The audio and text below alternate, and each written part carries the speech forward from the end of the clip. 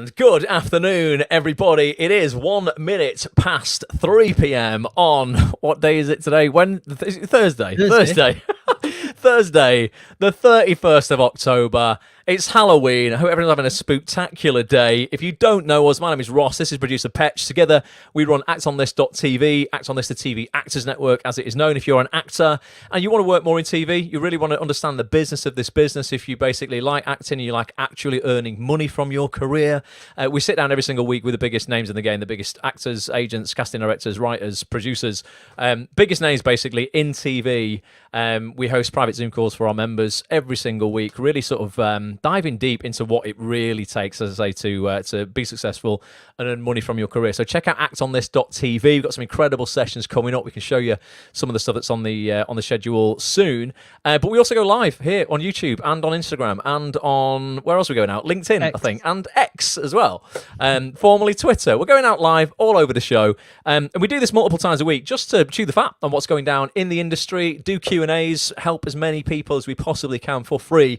And we decided we'd go live today to talk about all things money, the budget that Labour put out yesterday, how that might affect you, Equity's response to that, other stuff going on that Equity and Spotlight are up to right now. It's always a very colourful relationship between the two of those companies. And we will do some Q&A as well. We'll play some videos out from stuff that we've been doing recently over on the site. If you are watching live, please leave your questions in the comments. We can bring them up on screen. If you are watching elsewhere bar YouTube, come over to YouTube if you want your comments on the screen. We can put them up really easily. If you're viewing on YouTube, it's just youtube.com/ActOnThisTV, youtube.com/ActOnThisTV. Come and hang out with us for this afternoon. Get in the mix. And whilst people are joining and stuff, Petch, how are you feeling Halloweeny and stuff? I know you love Halloween more than like Christmas and stuff. Yeah, I think Halloween's great. It's fun, isn't it? Especially for actors. We like dressing up and pretending with something else. So, like, you can get to do that at Halloween. I love it. Yeah. People do a lot of scare work, acting work at this time of year, don't they? You know, running around mazes like with chainsaws and like scaring people. I would be useless at that. I've got an eye condition that means I'm basically night blind, so I wouldn't even be able to see who I was scaring. But yeah, let us know if you are watching live. Leave a comment if you do a bit of scare work. Do you know what? The other thing I love about Halloween as well is the films, because before like big horror films become franchises and the budgets get bigger and better and things like that, there's always like a turn, a shift in the zeitgeist in horror films, and it always comes from a really small, low budget film, and then that blows up and that becomes a new norm. So like Paranormal Activity, that was Blair Witch. They shot it for about 50p. It became one of the biggest films of the time. I think horror. A lot of decent actors start out in horror as well. Yeah, no, I think horror as a genre, independent horror, has the biggest cult following. I think you can make independent films, short films, feature films in the horror genre and have more success with them than probably any other genre for a lower budget, because the following of them is so cultish. It's so like, they people just absolutely love, following gruesome, gory horror films. So let us know if you got any recommendations. We watch at the moment. I don't know if you've seen Saw, Ross, but I heard something about this. It was two guys that had just finished film school, and they wanted to do something, but they didn't have the budget for it. So again, just in one bathroom and chained the two guys to the pipes. It's not a nice film, but it's Halloween. So if you want to scare yourself, watch that franchise. Shout out to everybody tuning in on Instagram. I can see Rosemary on Instagram. Rich, how you doing? Alida's here. Sandra, how you doing? Matt Jenkins, Rory, Liam, Lauren, how are you? Chelsea, thanks for tuning in. Natalie, Claire, Jess, another Claire. Thanks for joining on Instagram. Yeah, if you want to get your comments on screen, come over to youtube.com/ActOnThisTV. That's where we go. I say we go live, mainly each week. All the replays are on there as well. If you've missed any of our live streams, do subscribe, turn your notifications on, and you will never miss a beat. So let's just get stuck in, Petch, right? Yesterday. I very, very, very rarely get political, so I'm not going to get political on this at all. I'm going to try not to anyway. But yesterday, new government decided they were going to do a budget. There's, literally hundreds of changes behind the scenes in terms of, So can I just stop you there for just 1 second? Just because... Straight away. Yeah, because I'm genuinely curious about Yeah. this, and I'm sure there are people watching who are genuinely curious as well. There are a lot more smarter people than I out there who probably like, Petch, shut up, let's get on with it. But you just said there, the new government decided to. Is Yeah. that something they can just do on the spur of the moment, or is it something that's programmed in and like we knew that this was coming? Yeah, budgets normally happen October and October and April. So there will be new stuff within the new tax years and stuff like that. I mean, ultimately, I'm guessing if you're in charge of the country, you can put rules in whenever you want. But yeah, traditionally, we would have a budget now, and then there will be changes, I'm sure, made every new financial year, like from April to April. But yeah, it fell. I don't know if it always falls at this time of year, to be honest, in terms of like the exact date or something like that. But yeah, they have to. Every time a new government comes in, they will want to implement a new budget to try and make themselves look good and to try and make themselves go, we're going to fix what the last government broke. They all hate each other, don't they? I mean, let's just be honest. So it's all smoke and mirrors, though. But yeah, Labour put out a budget yesterday, and there are literally hundreds and hundreds and hundreds of changes. They only announce like publicly the main ones. They don't just. I mean, they're all there. There's 100 odd page document you can find online where there are changes to an awful lot of things. But the big things in terms of national insurance hikes, and that sort of stuff came out yesterday. I know a lot of actors will be like, how is this affecting me? Is it something I should worry about? Am I going to be worse off? Am I going to be better off?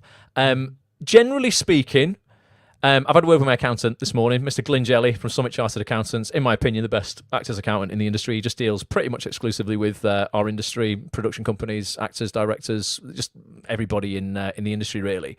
And the one sentence to sum this up is ultimately, if you are an actor, you're self-employed as an actor, very, very little is changing for you. The big change is coming if you own a business.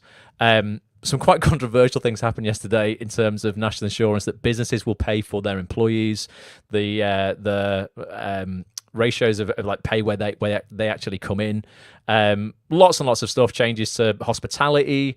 Changes to businesses when it comes to company cars. All kinds of things like that. But if you're an actor, and you are building your acting career, you are self-employed, or you are employed by your day job, very little is going to change for you. The national insurance hikes do not apply to you. It doesn't mean you're going to be paying more national insurance or anything like that. That's something for companies to deal with. If you are an actor and you have a business that you own and it's a limited company and you employ people, that's very different. But I don't think many actors are going to be be in that bracket. That'll be very, very few. So the first thing is don't panic. It's all okay. Just to again explain it to me like I'm a 5-year-old, because I am in his head. In my head. I wish still.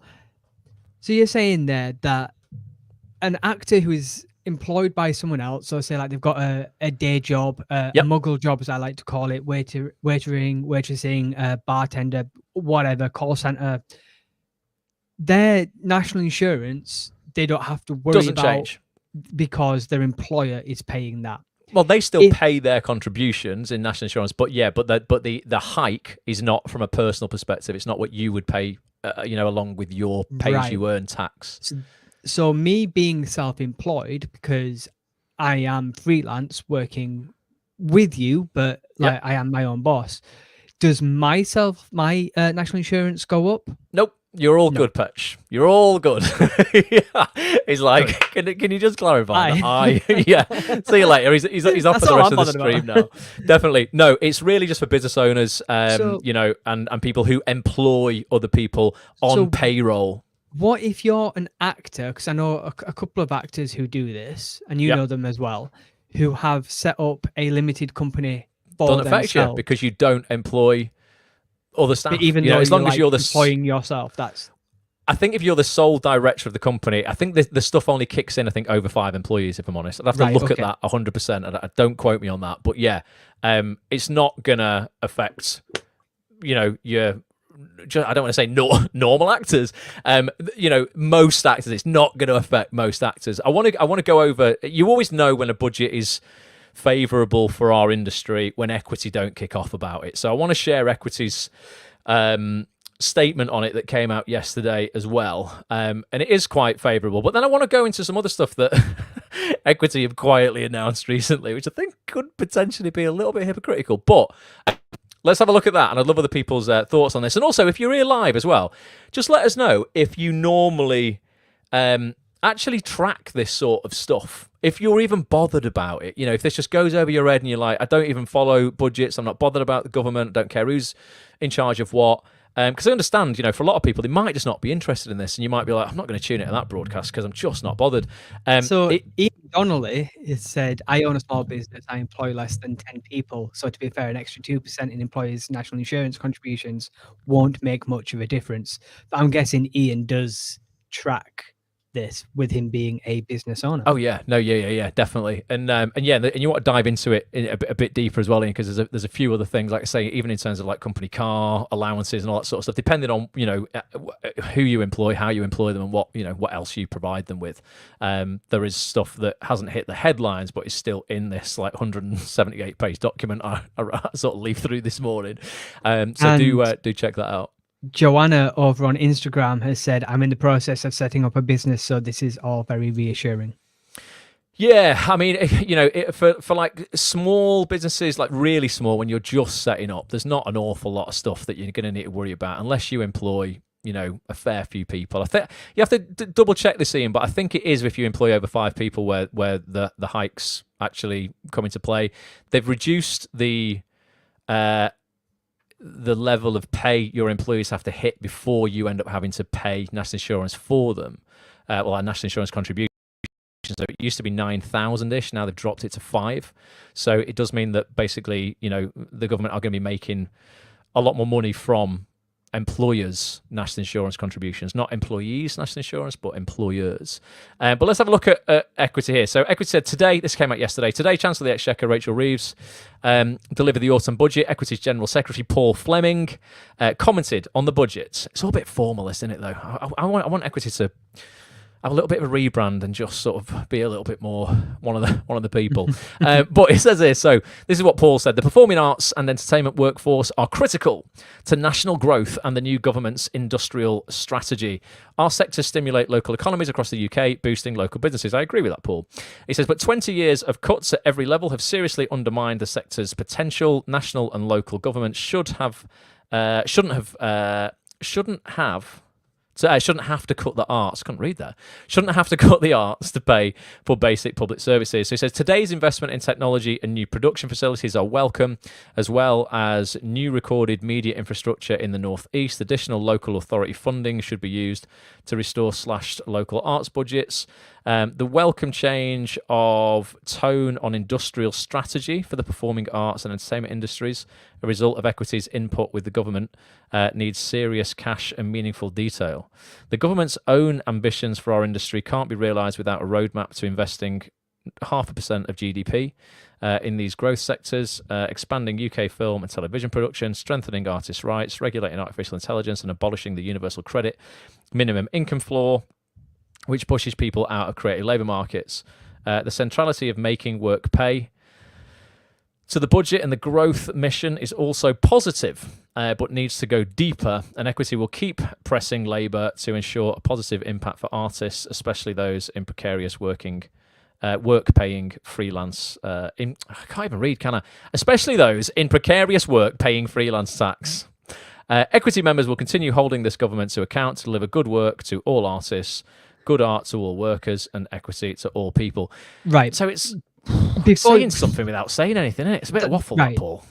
I tuned out pretty much straight away there because I have no idea what half of those words mean in the context of that sentence. I'm going to see if over on their Instagram the statement was the same. I was going to say because I read it before and was like, okay, it's positive. It's saying that there's some positive things that have happened, but it kind of says nothing, does it? Let's just go over to. I'm going to stop sharing for a second. Let's go over there at their Instagram and just. So you know how we do on Showreel Surgery. For those of you who aren't members of Act On This TV, the website that we run, every quarter we do a Showreel Surgery where top showreel producer Chris Dunn comes on and we critique 5 members' showreels. And one of the sectors of the showreel critique is we will say, like, put a 1 in the chat when you start getting bored, or when you think like the it needs to change, like to keep your interest going. Yeah, put a I 1 in would the have put a chat. 1 right at the beginning of that, because that, honestly, it made no sense to me. It is. I mean, I'm gonna have a look here. So again, this is very. I want some rebranding equity where, I mean, Paul looks like just a politician there. I want you to look like we can relate to you, Paul. This is the same statement, isn't it? The performing arts and entertainment workforce are critical. It's exactly the same. So let's just pull out the information here that he's actually saying is decent. So the welcome change of tone on industrial strategy. What does that mean? Well, I'm guessing that there's been some talk of more investment, and he just said that's the result of equity and input with the government, taking all the credit for it there. He's asking for 0.5% of gross domestic product to help grow the sectors. That's basically the how much they do GDP per capita. So basically, how much each person in the country contributes to the economy. Your gross domestic product is really the output of your entire country, really, as in how much money the country generates. Equity members will continue. Yeah, I mean, I don't think there's actually really much to be said there. Now, because they've not kicked off and said it was terrible, I'm guessing they're quite happy with it. I mean, that's all we can kind of decipher from that. Is someone left a comment? He says, there's a global economic storm coming. Cans have been kicked, cracks papered over, reality will bite. So whoever that is, Chris ain't very happy. Yeah, I mean, that's interesting. Let us know in the chat, though, like how many people actually find this stuff, I guess, accessible, innit? So that they're not talking in just jargon, so you actually understand what is going on. I mean, I followed it, and like I say, in terms of, for 99% of actors, everything that I've read and everything that I, watched be announced yesterday, it's just not going to affect you. It's only going to affect you if you're a business owner, and you employ a fair few people. It's going to cost you probably an extra £600 a year per person you actually employ in terms of national insurance contributions. So Ian has a couple of things to say. Come on, Ian. Come on down. There is a thing that's called employer's allowance that enables a company that pays less than £5,000 in employer's contributions, then you get that credited anyway. So it's always only the people that pay over £5,000. Does that make sense? Yeah, so it's going to hit. So yeah, it's only if you pay people over 5k. So the threshold used to be you would have to make a national insurance contribution on behalf of your employee if you paid them over £9,000. That's been dropped to 5 now. So that's why more people are going to have to make more contributions for their employees. But this is for the employer to worry about, not you if you're in a job. Yeah. So Ian also goes on to say, from the 1st of April 2025, film and high-end television productions will be able to claim an enhanced 39% rate of audiovisual expenditure credit on their UK costs. So hopefully that will trickle down to more jobs. Well, that's good. Yeah, if they're able to get a tax credit, that's really good. So yeah, they will have a bigger budget to employ more people and hopefully pay them a decent wage as well. There's also going to be an extra 5% tax relief for VFX, visual effects, in the UK. That's also a positive, as his daughter works in CGI. There you go, Ian. Boom. Thanks for the info. So that'll be what Paul's referring to then, in terms of a more positive tone, in terms of investment within the industry. And Ian goes, it's only if you as an employer pays a total of £5,000 per annum. Yeah, that's what I mean. So yeah, for the not the employee. None of this should affect employees. It's actually probably one of few budgets where for a while, if you are, I don't want to use the word sort of normal. I keep saying that. If you're just, like you're not an employer yourself, you don't have a business, if you just do a day job and you are pursuing an acting career, this has been a pretty good budget for you, basically. There's not much for you to worry about, or extras and stuff to pay. All right, Nick. Nick says, suggests we may only see the benefits by the back end of next year. It'll take time, won't it? Of course, mate. Stuff to trickle through if... in terms of that investment and that relief that you were talking about there, Ian, I'm sure it's not going to be an overnight thing, but if production companies can save money eventually, I would hope that some of those savings end up benefiting, people who work for those production companies.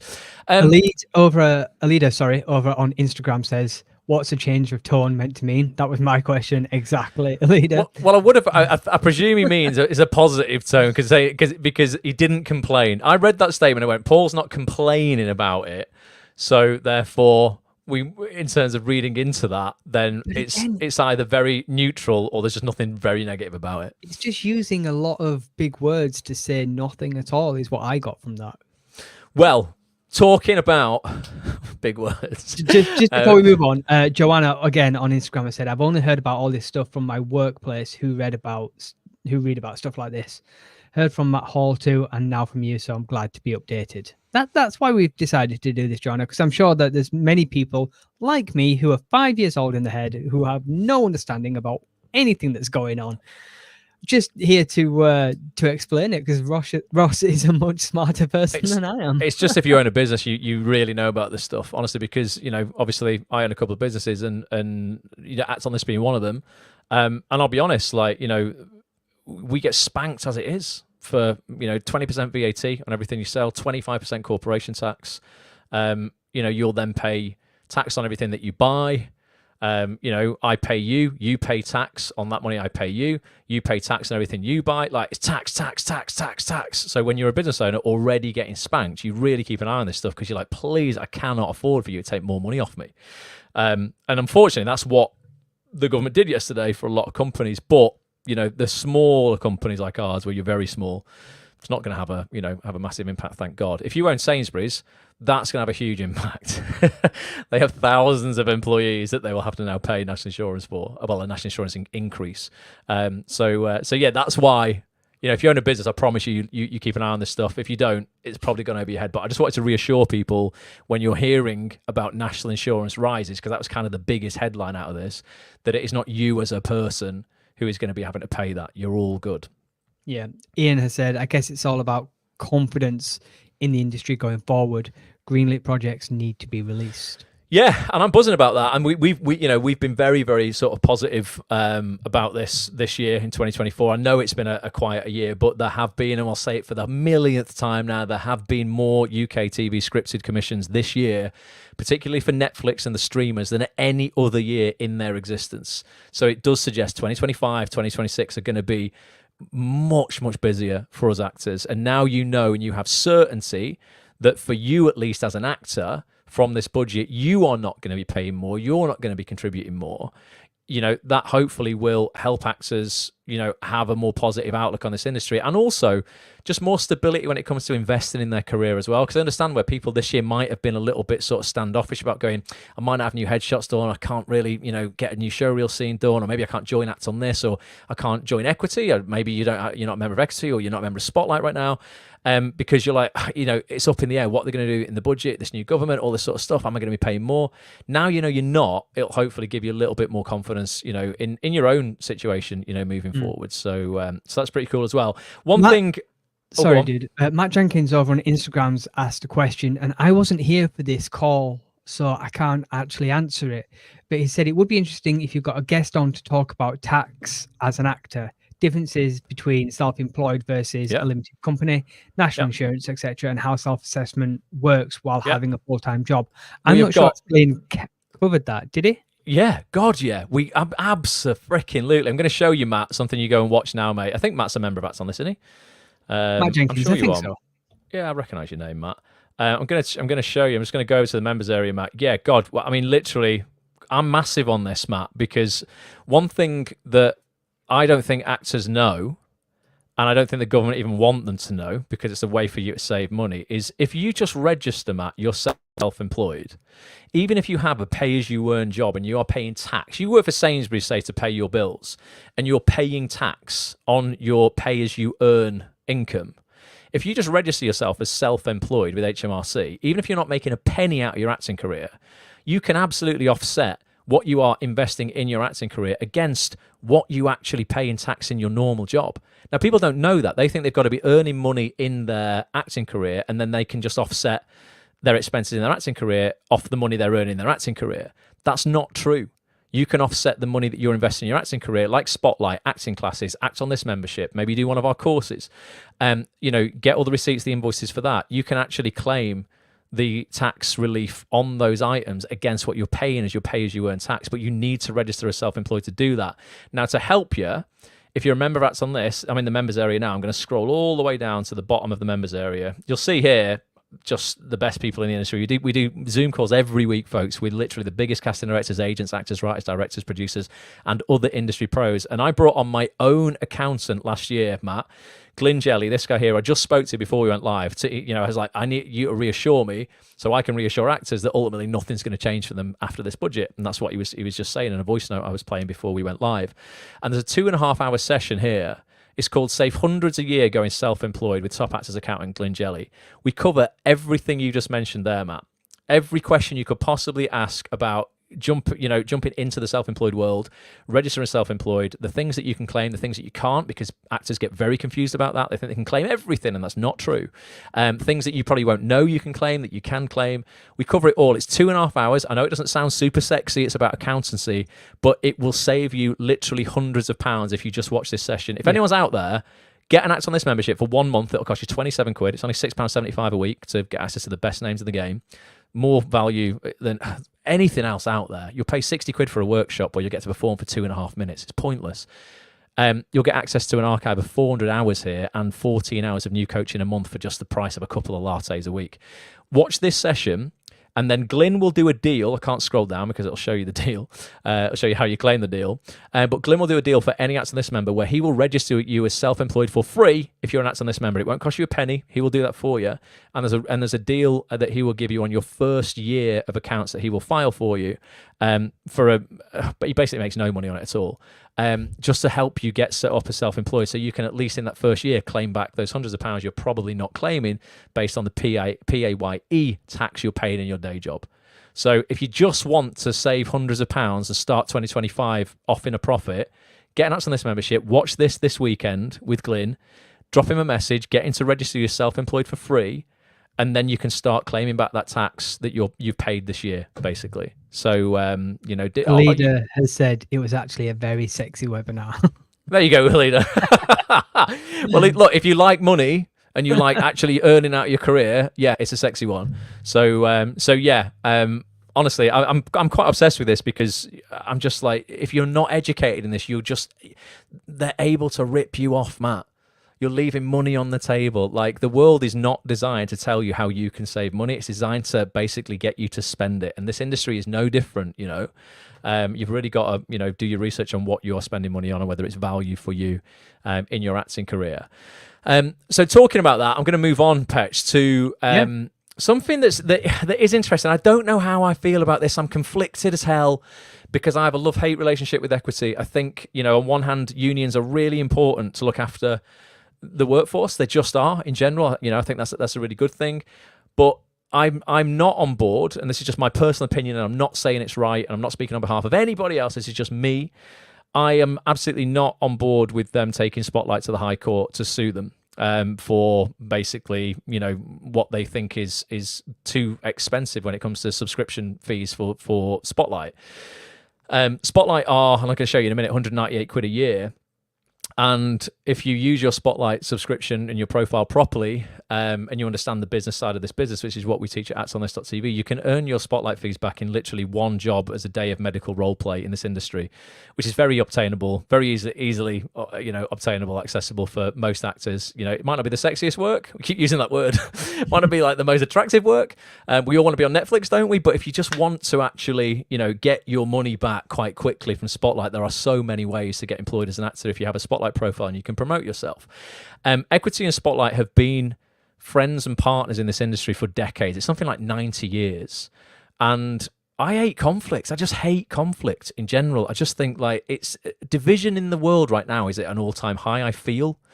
And I just wish people would, collaborate more. If you disagree with something, converse, have a conversation about it. We get so much further if we tackle problems head on by chatting about it together and working through our differences. The reason there are so many wars happening in the world right now is people won't talk, they won't come around the table. It's like, I feel in this country, you're either labelled far right or far left. There's nothing in the middle anymore. It's just this side against this side. Everyone hates each other.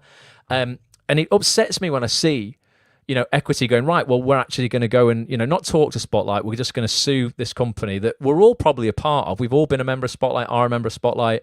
It is a real big part of our industry. Yes, we would love to not spend as much money on everything if we could, but I don't think this is necessarily a decent battle. But what I've noticed, for those people who don't know what's going on, basically, Equity are taking Spotlight to the High Court because they think they're using a loophole to be able to charge people up front, they're saying, for work. So they're saying that Equity are almost an employer, and we as actors are having to pay them up front to search for work. And normally in all of the sectors, that's not the case. But there is a law that's built into, the entertainment industry that says that, for creatives, that is allowed. And Equity are trying to shut that down.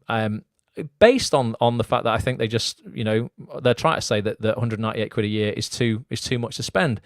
Now, what I noticed, and just let me know your views on this. Like I say, I'm not saying I'm right. Honest to God, I'm not saying I'm right at all. I don't think, my opinion is gospel, and I'm so happy to be challenged and to have my opinion changed on everything. Like I say, I'm happy to talk and people to change my mind on this. But I noticed, if we just go over to Equity, look at this. So this is what happened. When was this? July. They put this out. We have grave concerns about Spotlight's latest price hike. Since 2023, Equity has explored legal routes to challenge unreasonable fees charged by casting directories. A full update will be given to the new council next Tuesday, the 9th of July, and members updated on progress later that week. So this is the week before they decided, right, we're actually going to take them to the High Court. So look at that first line there. We have grave concerns about Spotlight's latest price hike. Okay. Now I'm going to go over to Spotlight's sign-up page. I'm going to look at the fees now because people might not know how much Spotlight is. So this is Spotlight's membership fees, £165 plus VAT each year. And again, this is tax relievable. This is tax deductible. If you're self-employed, this £198 a year you can claim tax relief against that. You can claim probably 40 quid back from that if you were self-employed. So if you're not self-employed, you're leaving 40 quid on the table straight away there. So it's £16.50 per month to join Spotlight right now. We take that down for a second. I'm sorry I keep having to take it off. You can't, on this software we've got, you can't change it without taking one thing off first. Now, check this out. It happened this week, October the 24th, a week ago today. The stage, Equity to hike monthly membership fees by 18.5% for the lowest earners. So they kick off in July that Spotlight have put their fees up. It's 198 quid a year. And they take them to court over it. And then I'm sorry, I'm going to have to take this down a second, and I'm just going to have to put another page up. But then now, when we go over to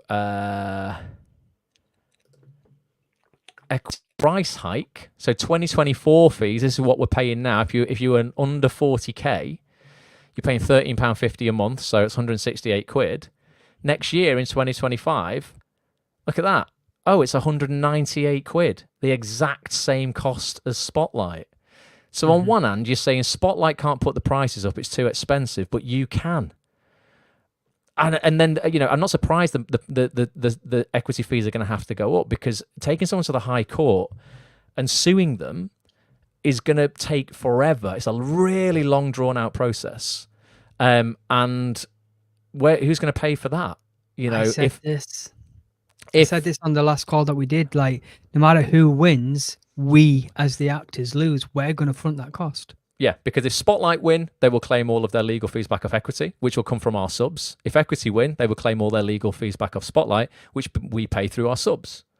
So I just think the whole thing needs kiboshing. You're both charging the same amount of money now for a year. I'm not saying which is more valuable. That's down for every actor to decide for themselves. Whether you think an Equity membership is more valuable than a Spotlight membership. It's exactly the same price. And I just think we need to stop acting like kids and just go, look, you've got to stop it. Come around a table and talk about this properly, because either way, whoever, wins this, it's not Paul Fleming at Equity who's going to pay, or Matt Hood at Spotlight is going to pay. It's us as actors that are paying for this pointless legal battle, to save on a subscription. I don't know what, if Equity win, and because they're saying, look, you've got to prove to us that the fees you're charging is no more than reasonable for the publication you're creating. if they think, if a high court rules that £198 a year for Spotlight is too expensive, I mean, what will they bring it down to? I can't see it being much less than that. So what if they go, okay, right, it's 150 quid a year now. That's how much you can charge. But so we've all saved 48 quid. But then how much have we spent on the legal fees that it's cost us to take, to back these companies up to go to court? I just don't think Equity have thought it through. So on one hand, we've got good news on the budget. We might, if you're just a normal actor that's employed, you're probably going to save money.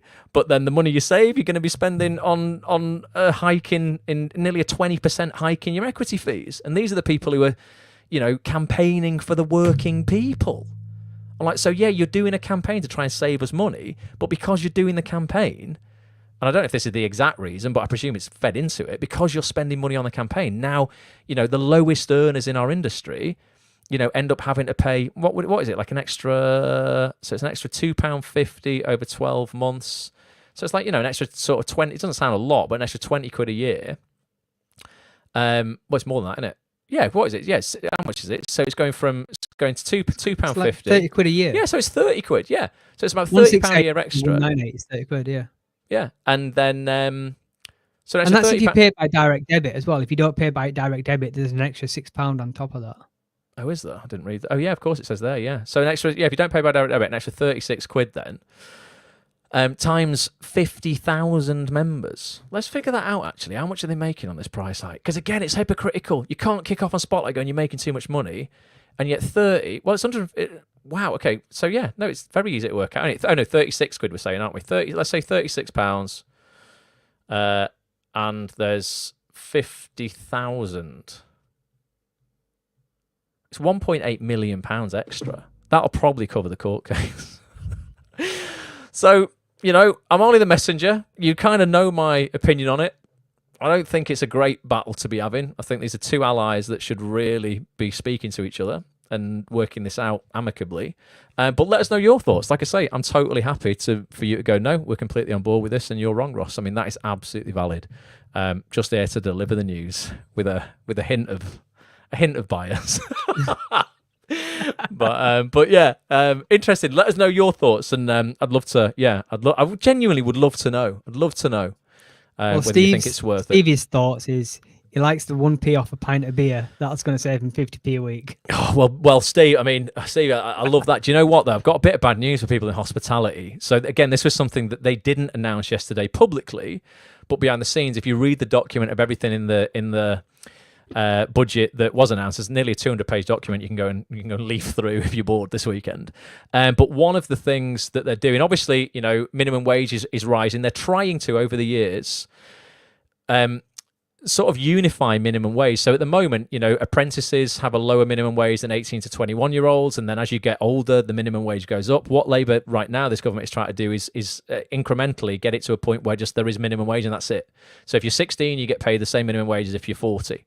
Now, the big problem I see with that is companies will want to employ younger people and give apprenticeships out and, employ, especially hospitality in pubs and stuff. You're going to want to employ the 18 to 21-year-olds who need shift work when they're doing university and stuff like that.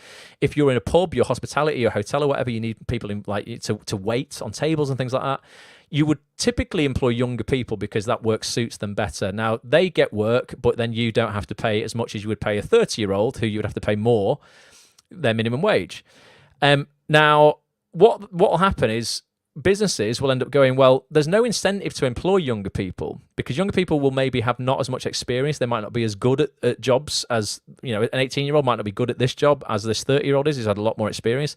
If I have to pay two people exactly the same, I'm gonna pay the more experienced person because they're going to do a better job for me. So the younger people end up losing out there. Now, the other thing with hospitality is they've cut business rate relief from roughly 70%, 75%.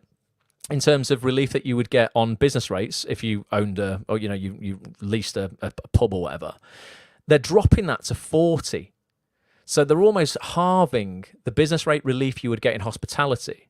So on one hand, they're telling you guys we're going to knock a penny a pint off for you, a penny off every pint, which is tiny and pointless anyway. But in reality, so that's what Labour is selling you. But in reality, pubs have just doubled their rates basically, and then they've had to pay, a big increase in minimum wage to 18 to 21-year-olds. So what's highly likely is going to happen is your beer's going to go up 25%. It's not going to drop by a penny. But this is how they kind of get the headlines. Unless you read into this, you don't learn this stuff, or you wouldn't know. So again, I think like it's all a bit smoke and mirrors. I don't know why you would lead a country into going, the biggest thing we're going to give you is 1p off every pint. It's like going, don't worry about the budget, just drink yourself into oblivion, forget about it. We'll get away with whatever we want there. You'd have to drink 30,000 pints to save 300 quid. So it's an interesting one, isn't it? But every little helps. Ian Donnelly says what I've said all along is, we know that if Spotlight gets spanked, the casting pros will just send their briefs to their agent list. Many lower tier actors will just get even more overlooked when it comes to seeing the briefs. No, I agree, mate. I agree. You can't, you can't, I don't know, sort of cancel a company based on the fact that they're, charging, now the same price as you. How can equity go, you're charging too much, but we're not? Well, you obviously you provide very different products for a start, so that's fair. People could shoot me down that argument and say, well, Ross, how can you compare Spotlight to equity? They do completely different things, and that is true. But I think when push comes to shove, and this is the problem, that I'm seeing, and maybe why equity are going after Spotlight, is for most actors, we don't have loads of disposable income. So if you have to choose now between joining equity or joining Spotlight, I think nearly every actor is going to join Spotlight, because that's the one where you can profit from. Equity come in, great, once you're working. But what's the point in having an equity subscription and contributing there and having an equity pension if you've got nothing to put into your pension because you can't get work? So I understand, I think equity are going, well, hang on a minute, if actors are going to have to choose between us or Spotlight, if we just make Spotlight legally have to charge way less, then people will join us as well. And that, it's not a choice of one or the other. So it's a very tricky situation, but I just think that they should work together on it and not waste. It's going to be hundreds of thousands in legal fees, if not more, depending on how long it drags out. And one side's going to have to pay the other side's legal fees, but who really pays it? Us. Because that's where all our fees are going. So yeah, it's a tough one, isn't it? But let us, again, keep your thoughts coming through. Would love to know what people think. And if you disagree with me, it's completely okay. I want to listen to you. So yeah, let us know your thoughts on that. We can do some Q&A as well. We can stay live for quite a bit. We've done a lot of work today already, Petch. So if people want to hang out and ask us questions on literally anything at all, we're big advocates of using the next 6 weeks. Really, that's 6 weeks left of this year, really, before things really start winding down. Using this time really wisely to get your foundation set up for 2025. There's going to be a lot more work available next year. Now is the time to get all your ducks in a row, really get your marketing together. If you're on Spotlight, really pimp out your Spotlight profile. We've got a session actually with Mel Brown, Spotlight Senior Success Manager, coming up in November, where we're going to go through we'll probably use your Spotlight profile again, Petch, like we did last time, and just absolutely nail down how you can create, your best Spotlight profile ever, basically. Again, so you can profit from your profile fast, because if you've sat on your Spotlight profile for a year, 2 years, and you're like, I've not earned any money from it, there's so many ways you could have. It doesn't necessarily mean it's going to be Netflix and Amazon Prime jobs and stuff like that, but there are ways to earn money from your Spotlight profile very, very quickly in the acting industry. That doesn't have to be the high-end, glamorous kind of TV jobs, but having a Spotlight profile that's really pimped out, where every Spotlight field is filled in. Everyone is searchable, remember. Casting directors can search for literally anything. They might be like, I'm just going to search for an actor that's got barista skills. If you work in Costa and you've not got barista skills down in your Spotlight, they can't find you. So you might be missing out on stuff. So we're going to do that in November. Let me find the schedule, actually, Petch. So, show what's going on. While you're just doing that, a leader has said over on Instagram, I feel that equity and Spotlight should be working alongside one another. Totally agree. The two go hand in hand, and actors really need both, as they both provide a service to actors. I agree. Yep, that's what we're saying. I agree. That's what we're saying. No, I'm not taking sides as in going, one should win over the other. I'm like, why are you even what's the word? Quibbling. Is that a word? Quibbling? Yeah, what's quarreling? like just Fighting. quarreling. Yeah, quarreling. Why has it got to this?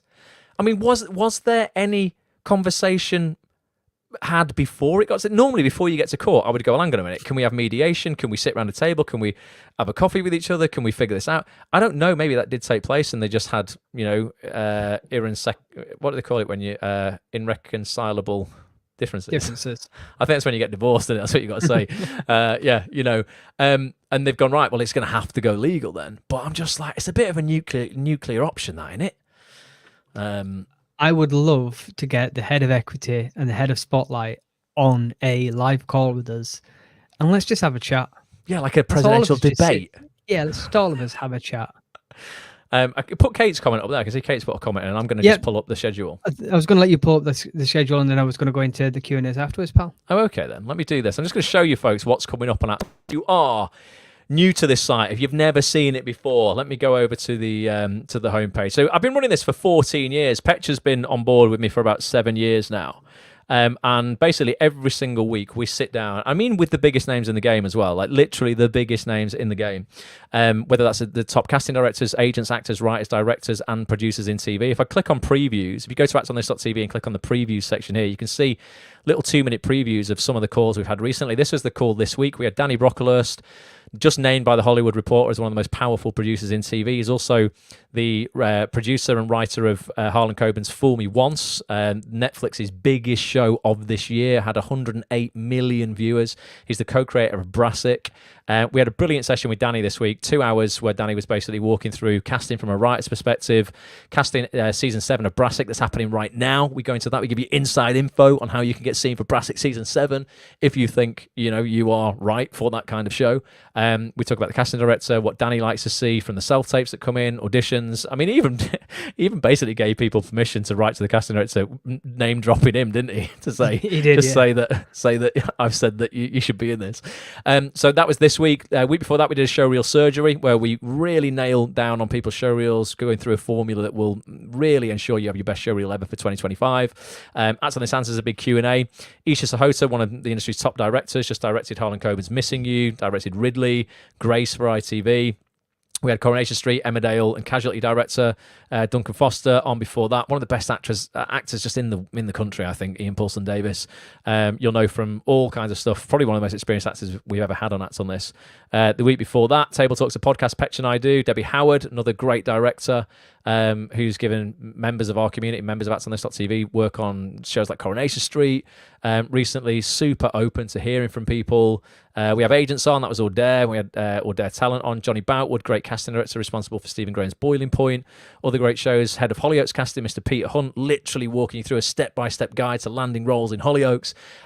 We do this every single week. You'll find over 150 previous sessions in the members area. And if I go to our schedule, I'll just show you quickly what's coming up, and then we'll do plenty of Q&A this afternoon. But if you did get a membership literally right now, you'll get access to all of the full features you just seen there, but you can join us for all of these sessions before Christmas. Next week, we've got, again, one of the biggest directors in the industry, Diarmuid Goggins. He's just wrapped on a brand new ITV drama called Code of Silence that he's in the edit for right now. He directs things like Silent Witness, The Night Caller. Kin was a massive drama, sort of around, that came out back in lockdown days, I think. But he's super open to hearing from brand new talent. Like, he's so passionate about meeting new actors. He's going to be with us on the 7th of November. We've got Seth Mason, great casting director, cast Silent Witness, cast things like Unforgotten. He's just finished work on Idris Elba's new Hijack for Apple Plus. He'll be on the 14th of November. Mel, like I said, from Spotlight, will be with us on the 19th of November. One of the biggest casting directors in the game, Kelly Valentine Henry, responsible for Rivals on Disney Plus, huge show right now. Bridgerton, obviously, Queen Charlotte, things like Wheel of Time. One of the most supportive casting directors in the business will be with us on the 28th of November. Jill Trevellick, known for Downton Abbey, casting Downton Abbey. Mr. Bates versus the Post Office was a huge show earlier this year that really sort of changed the game for all the people caught up in that scandal. Like, it was amazing. Do you reckon she'll do one on the Spotlight and Equity scandal? Yeah, I think that's the next one. Spotlight versus Equity. That's going to be the next drama, isn't it? Definitely will be in it. Just, who would play us if we weren't playing ourselves in it? Go, look at these two jokers who were talking about it all the time. We'd have to audition Probably people get to play Toby us. Jones to play me. Yeah, Toby Jones can play you. Right, hi. I would be Anton de Beek. Anton de Beek, or Steve Coogan can play me. We've got a Christmas cocktails and conversation coming up as well. That's where we do a big quiz night, folks, for all members of Acts on This. You can win hundreds of pounds of Amazon gift cards on that one. We've got our end of year wrap up coming up as well. There's just loads of sessions. There's more to add to this. But again, biggest names in the game. Some of the best guests of the year still to come on Acts on This before the end of this year. There's never been a better time to get a membership. So do get involved. It'll cost you literally the price of a large Starbucks a week. There's nothing, honestly, we couldn't make it any cheaper and give you more value. There's just nothing like it in the industry. So do get involved if you can. So, and what's Kate's question? So Kate has said, I'm just starting out in the industry. I'm investing in workshops and headshots this year. Yep. I wondered if there were any tips that you had to get seen, to get jobs that will mean I can get on Spotlight. Yeah. Oh, Kate, if you're not a member of the community, I mean, there's nothing I can give you God, there's so much that goes into this. Nothing I can sort of just give you as an instant fix right now. But yeah, your job as an actor is not just to act anymore. It hasn't been for the last decade. You know, I think a lot of actors come into the industry, they think, right, I'm going to get, my headshots done. I'm going to get on with a show reel and, I'm obviously going to try and get an agent. And even when they get an agent, they sit there just expecting their agent to do everything for them. It just doesn't work, right? I mean, you will get opportunities obviously through your agent, but it might be just, a couple of times a year, in a year like we've had this year. You'll get so much more opportunity if you work with your agent and promote yourself as well. So a massive part of Act on This and what we talk about on every single session is how actors can really take control of their careers, Kate, to get credits themselves, get auditions, get self-tapes for big shows as well, off their own back, sometimes in conjunction with their agent, but a lot of the time, we've had members of our community who don't have agents, Kate, and like people like Grace Blackman come to mind straight away, one of our members, who's just been this week at Generation Z, Ben Wheatley's new Channel 4 show. It's like a comedy horror, has just come out. Grace got herself a part on that for just writing to casting herself. But you really need to understand how you write to these people and promote yourself, Kate, and that's a real art form in itself, and it's about producing content, whether that's showreel material, self-tape material for yourself, and then being very targeted of who you send that to, how you promote yourself to them, and giving them material that's really applicable to that casting office and the shows that they cast. There's no point, for example, in shooting some fantasy scene, for example, where you're in a forest running around with a bow staff and sending it to Jenny Radcliffe at Coronation Street. It's just not useful content for her, yet that's what actors will do. Look, this is a great scene, I'm going to send it to Peter Hunt at Hollyoaks. When was the last time Peter Hunt, employed a fairy in a wood with a bow staff? Like, probably never. Whereas if you sent that to Sophie Holland, for example, who casts things like The Witcher, or Kelly Valentine Henry, who casts things like The Wheel of Time, that would be far more applicable and would probably be useful for those casting directors. So it's getting laser focused, Kate, on who you're reaching out to, with what and when. And that's what we dive deep into every single week on Act on This, and that's, if you want direction and you want a map and a sort of like a blueprint to follow, that's kind of what we give you every single week. You will have direction. You'll know what you should be doing and how you should be doing it. So ideally, the headshots that you've got this year are authentically you. They're showing you authentically as yourself. So when a casting director sees those shots, they know the kind of actor that you are. When they get you in for a self-tape or in-person audition, it's that person in that shot that walks through the door, not someone who looks different or behaves differently. If you, for example, are looking mean and moody in your headshots, and yet you're a really smiley, happy-go-lucky person, it's not authentically kind of you. You're selling yourself. You're mis-selling yourself there. And you need to align those headshots with showreel material. Get that in front of these people, and then you will get opportunity yourself. You can use the same strategy to promote yourself to agents. And then whichever comes first, if you can get an audition and get one, credit that's a TV credit, an equity packed contract, Spotlight will have you straight away from that one credit, or just two professional jobs that don't have to be equity packed contracts. Or the other way is if you get an agent, and every agent worth their salt is a registered Spotlight agent, they can recommend you and put you on Spotlight the same day, Kate. So if you can sign with an agent or get one job off your own back, you're in. It's easier than ever. It used to be really tough, Kate. Back in the day, you had to get 4 professional credits, and they were very specific. They had to be equity pack contracts. They couldn't be short films. They couldn't be music videos. They couldn't be commercials. And we would work with people for an entire year, wouldn't we, to get them those 4 credits to get on Spotlight, and it would take people a year, 18 months just to get on. It was a real rite of passage that people would like celebrate, like, way, I've finally done it. Now it's easier than ever. They've dropped all that joining criteria to 1 equity pack contract, 2 professional contracts that are non-equity, or get an agent that can recommend you. And or a class that is registered as well. Yeah, well, you could do a year long. It's generally a year long course that some acting classes will get accreditation now. You generally have to spend a year with them. It could be like a once a month course or a once every 2 weeks course. It's not full time like degree or anything like it used to have to be. And then when you complete that, they can put you on Spotlight as well. So there's a few ways to do it. But if you really want to understand the business of the business, Kate, this is not a hard sell. Get a month's membership, kick the tires. If you don't like it, you don't have to carry on. But I promise you, Kate has literally just said, thank you, that's really helpful. I'm going to check out the Act On This membership. Getting an agent feels like a really big hurdle. Kate, we sit down with agents all the time. You will find probably 25 sessions with some of the best agents in the industry, very open to hearing from new actors, walking you through step by step how you can appeal to them, what they want, and how you can get that approach right so you stand the best chance of getting signed by them. Honestly, it's worth its weight in gold. I swear to God. Honestly, I cannot.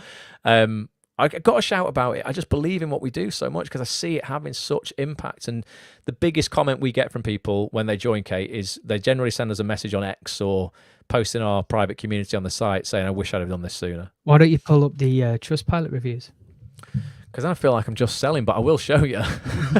Well, I've asked you to do it. Get some more questions as well.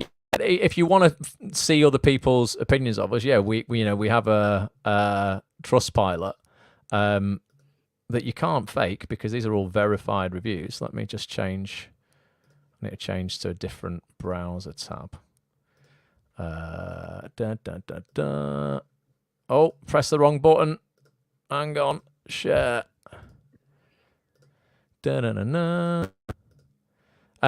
I wish more companies would do this. It's quite expensive to get on Trustpilot though, if you want verified reviews. But yeah, you can go and check it out. I mean, we've got 4.9 out of 5 Trust score here, Kate. And I mean, just look at the reviews. Nothing compares. It's taken me a while to join Act On This. Previously, I'd done the freebies and fully enjoyed the experience. But as Sinead O'Connor so aptly put, nothing compares to being a full member. The community support is just fantastic, as well as the Zoom workshops and so much more. If you can afford it, it's well worth it. I highly recommend having an Act On This TV membership. Great experience. Every actor should get on Act On This. I've been a member of Act On This TV for 3 months. The insights I have gained from watching Ross and Petch's podcast have been absolutely invaluable. So worth it. Act On This is a fantastic platform for actors, an absolute must for any UK actors. New member and feel so welcome. I'm not going to read them all. That's a bit big-headed, isn't it? But, we got a 4-star. I mean, I'll take it, though. It's a great motivator. Why have we only got a 4-star? Act On This is a great motivator by listening to casting directors. It's helped me understanding the business of being an actor, how to go about trying to get cast. You'll also feel part of a team of like-minded people. Otherwise, you can feel very left out on your own. It's clearly just hard to please, but I'll take the 4. I think everyone else is a 5. Some people will just never give a 5-star. And that's fine. Yeah, it takes a lot to get me to give him a 5-star. Fielis has given us a 4. Research, network, growth, inspiration, entertainment. It's a great actors resource. I've been using it for years for research, network, growth, inspiration, entertainment. It's invaluable to listen to interview. Invaluable in a 4. Use the word invaluable. That's worth a 5. Brilliant supportive community to be a part of. Act On This giving me confidence. These are all 5s. There's a lot of 5s. In fact, let's see how many 5s there is compared to 4s. There's bound to be a few 4s. 98% 5s. How many is that? Oh, it doesn't tell me, does it? We'll just go to the 4s. And a few 4s. Count them up. I bet there'll be like 5. 1, 2, 3, 4, 5, 6. So how many is there in total? So it's 242 5s and 6 4s. I mean, I'll take that. Take that every day of the week, as long as there's no 3s, 2s, or 1s. I'll have it. But yeah, come for anybody. Honestly, come and get involved just for a month. And just let us show you how we can help you, particularly this time of year as well, because we're going to a new year that's going to be so much more upbeat and optimistic than this year. You want to surround yourself with people who are just like kick ass and ready to go for it. I think there's been a lot of negativity in our industry this year. And if you're not careful and you're hanging out, reading negative things about the industry, you're just going to, if you're told enough times that you're a victim of the industry, you'll become one. Just will. If you're told enough times that you're actually in control, you're empowered, you're motivated, inspired, and you can do this, you're way more likely to act in alignment with that belief, and that's what we try and do. We try and sort of give the control back to you guys. And we do it in our own careers. I mean, I've had 5 jobs out this year on TV. It's not sort of like do as I say, not as I do. It's like I implement everything we speak about in my own career. I'm going to pop some music on. I just thought we've not had the music on today, Petch. Let's turn some pop music on in the background. Music on. Right, should we do so? Have we got any Q&A? What were we going to do? Can't remember. We were in the middle of Q&A, but no one else has got any questions at the moment. Get some. Let me go over to Instagram. Get some questions in, folks. What can we help you with? Get value out of this. How can we possibly help you? I can see Josh Chadwick. How you doing, Josh? Remember Acts on This over on Instagram. David Stokes. How you doing? Rick over on Instagram. Kirk over on Instagram. Who's that? Little Red over on Instagram. Don't know who that is, but Clarissa over there as well. Let's do some Q&A. How can we get you set up for a really positive end to 2024 and like a really good start in 2025? What do you need help with right now? Is it landing an agent? Is it sorting your reel out? Is we've got a few watchers, on X, but no comments coming through on X. Do you want to show them how they can? Oh right, okay. So you need to click. You need to click in the video on X, and you need to, and then underneath it, it'll say live chat. So if you, I'll go over to X now because sometimes people don't know and they just tweet us. Well, no, they can't call it a tweet anymore, can you? Post. They post at us, and that's great. But I won't get that till after this. We can't bring it up on the screen. So I'll show you what you've got to do in order to. Oh, hang on, I'm starting it off myself. So what you've got to do, if I share this, it's a bit meta, isn't it? Where we're like, I'm going to show you us live on X. If you want to leave a comment on X, let me do it. If I just go, that's my profile. If I just go to home, you'll see if you go to the Acts on This page, basically profile, you'll see at the top here, this is pink now, it says live. If you click on this, it's going to go over here, and if you want to type into the chat, do it in this send a message box here, or it'll be the same on mobile. It might just say live chat or something. So I'll just put this is a message test, just in case anyone else sees it and thinks we're weird. And then you should be able to pull that up, Petch, on screen, hopefully. As long as there you go, boom. So yeah, if you want it, if you're on X, chat on X as well. That way we can bring that up on screen. But mostly YouTube. YouTube's pretty good. For instant. We've got a question coming through over on Instagram. Clarissa has said, "Need help landing a TV/film agent. I've recently left my agent that did everything, and have now landed a commercial agent." Right. So what's the goal, Clarissa? So you've got a commercial agent right now. Do you want an agent that's going to look after you for commercials and drama? Normal acting stuff. Because what you'll find, it's quite difficult to balance that out. If you've got a commercial agent, you'll find a lot of other agents that deal with acting and drama. They want exclusivity to you. So, they want exclusive rights to you. So they might say, okay, right, we are happy to rep you, but, we want to rep you for everything. You'll have to leave the commercial agent. Sometimes people stay with commercial agents for a bit if they have a drama side, hoping that they can sort of like elevate themselves up enough so the agent goes, actually, we'll rep you for drama as well. So there's two ways to sort of navigate that, but let us know if you'd be happy to leave the commercial agent in order to get full rep from another agent, because my advice is going to be different if you're prepared to leave than if you're not prepared to leave.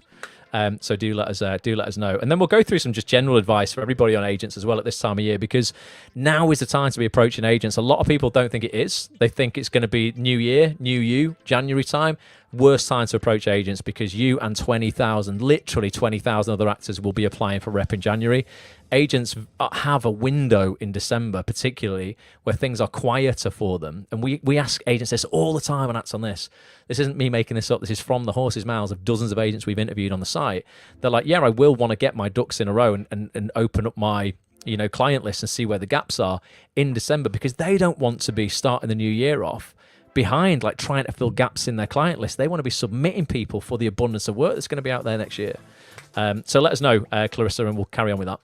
So Ian Donnelly has asked, how do I contact Ian Poston Davis? Remember, he asked me to send him my short film when he did his Gorilla Hotel corridor session. So I've completed it now, so I want to send it to him. He's really active on X, Ian. So I would follow him, and then I would just ask him outright to follow you back, so you can DM him. Let me just see if his DMs are open naturally.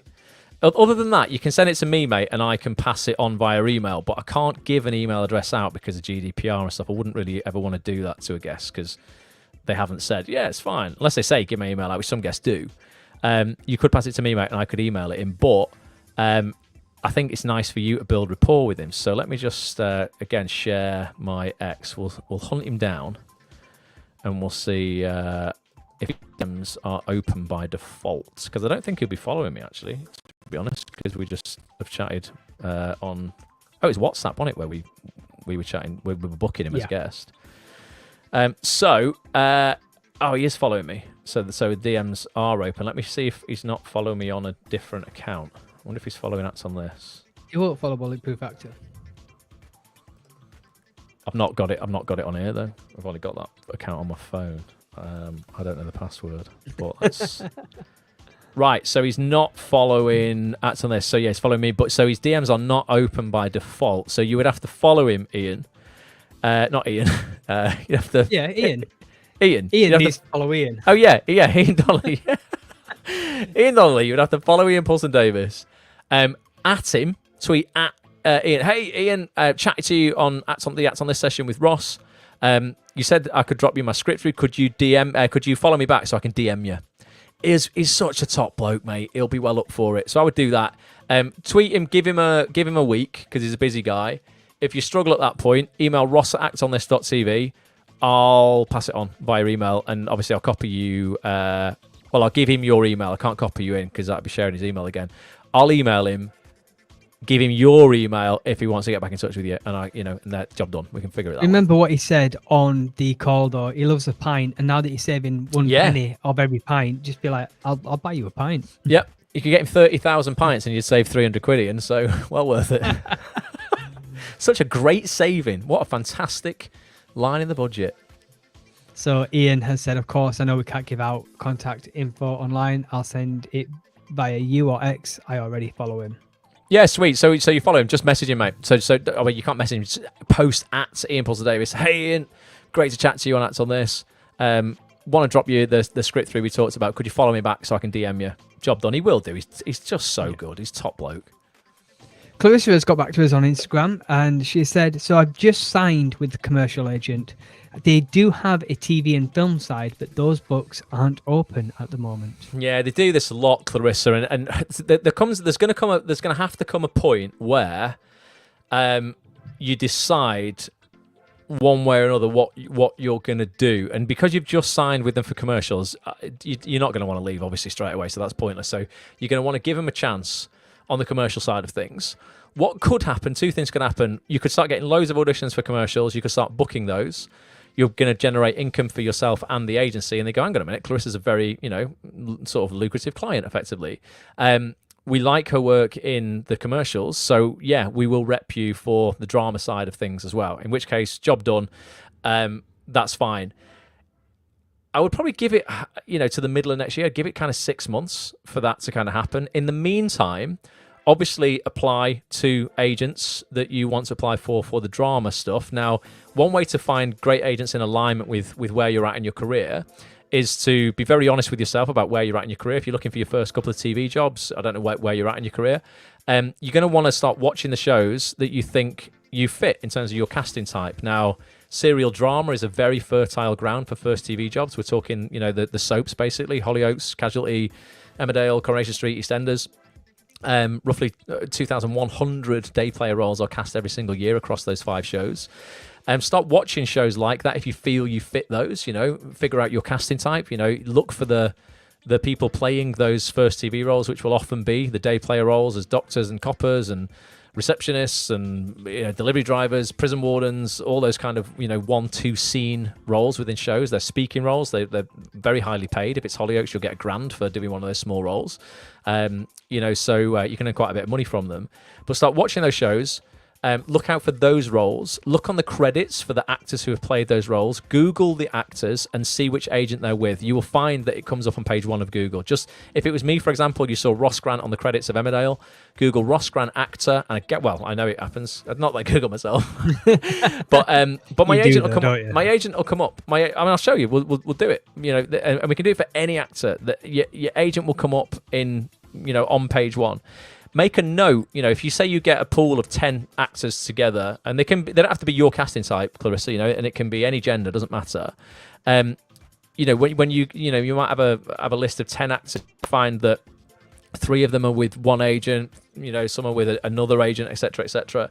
Hang on, I'm gonna have to change this again. I keep doing this. Sorry for keep putting stuff up on the screen, taking it down.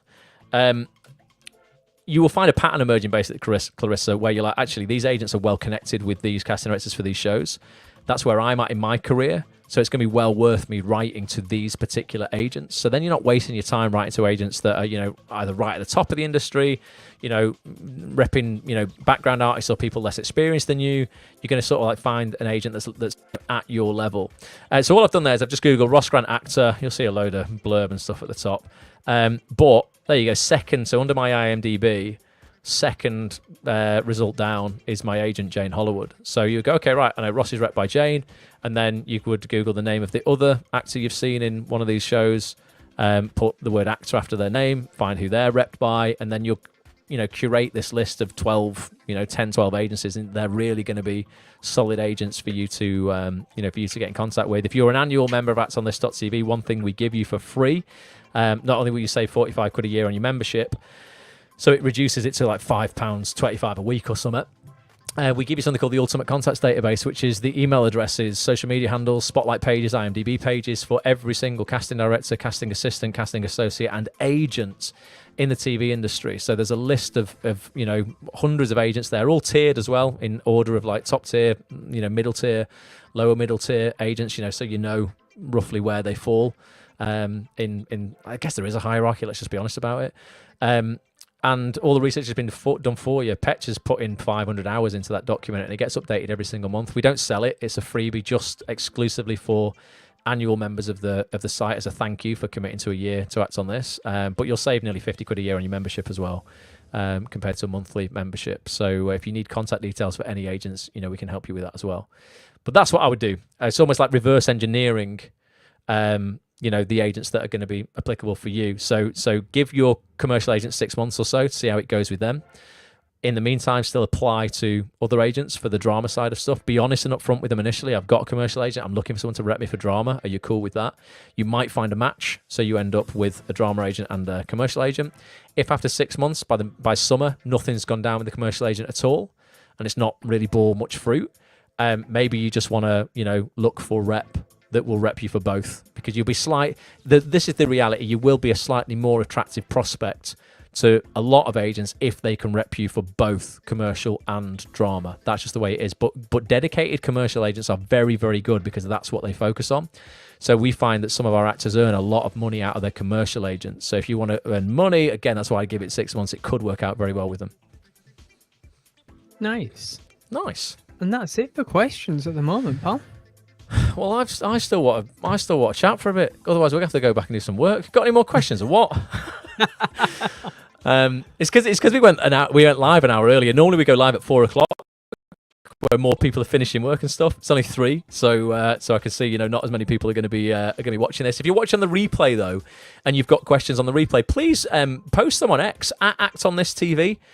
Write your question out. I'll reply. We'll reply back to you, no problem. Honestly, it doesn't matter if you're a member of Act On This as well. Not bothered. Like if you don't care. If we can just help you, please ask questions, and we will try our best to give you the answers. We need to promote more of the online stuff. Like comment down below if you've got any questions. Yeah, that's true. Let us know what you think about the budget and the whole spotlight equity thing. We should keep saying like smash the like button, smash your notifications on, and do that. Yeah, we should do that. Share the videos with people that you think it might help. Yeah, or just share it with people you don't think it will help. Just share it. Just share it. Just keep sharing this video. Yeah, actually, there's something we never asked. Please, you know what? If we've ever given you an ounce of value or even a laugh, will you please repost this video, retweet it if you're on X? Will you share it to somewhere online if you're on LinkedIn or YouTube or something like that? Tag other actors in it. It would really mean the world. We don't ask for that enough. We are rubbish at that, Petch. We should definitely start asking for that. So anything you can do. Ian has asked again, when's the next in-person meetup? Oh, Ian, it's going to be the second weekend of December. So what we do, for members of Act On This, again, if you join us, you can be part of just a wicked community of empowered, motivated people. We host a online meetup every month on the first Saturday of the month. We host it in our live room over on actonthis.tv. It's a bit like Zoom, but not on Zoom. We have our own proprietary software where you can come and jump on a video call with us on actonthis.tv if you remember. We do that on the first Saturday of every month. What we're going to do in December, Ian, is the first Saturday of the month we will do online, so people, because we've got international members, we've got members from different countries, so everybody can have a Christmas meet-up. We can put a Christmas jumper on, have a mulled wine. We'll do that on the first Saturday of December. Second Saturday of December, in London, Manchester and Birmingham, we'll have 3 separate meetups. I will host the Manchester one with Petch.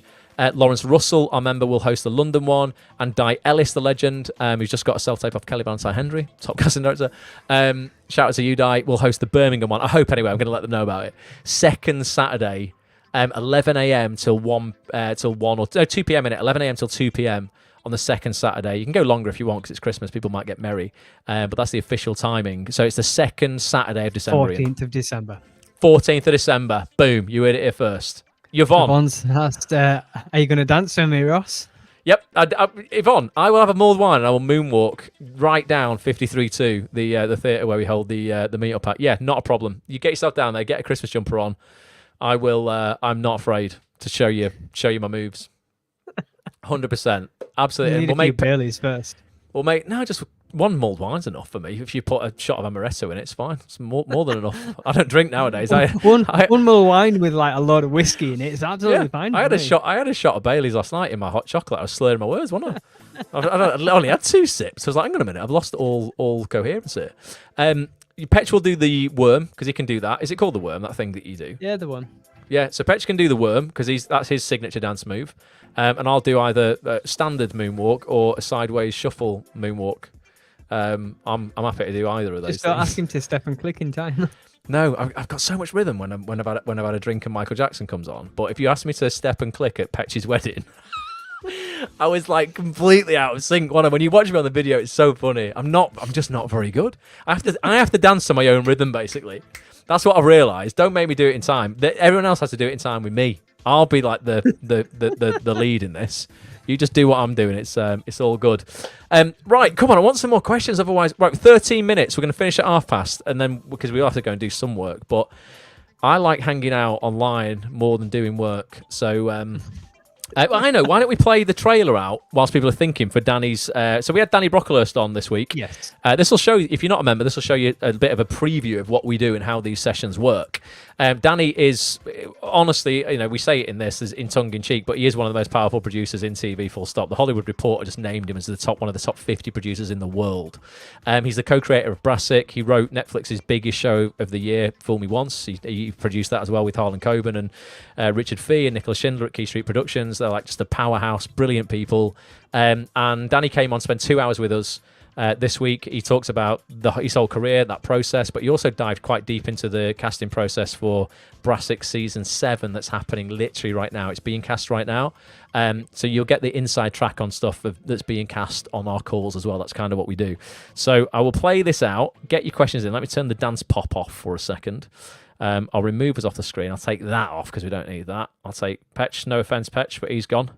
I'll take myself off, and it's just 2 minutes of what you missed this week. If you do get an Act On This membership, you'll get instant access to the full 2-hour chat, along with another 140 sessions, plus all of the sessions coming up every single week between now and Christmas. But here's a little bit of what you missed.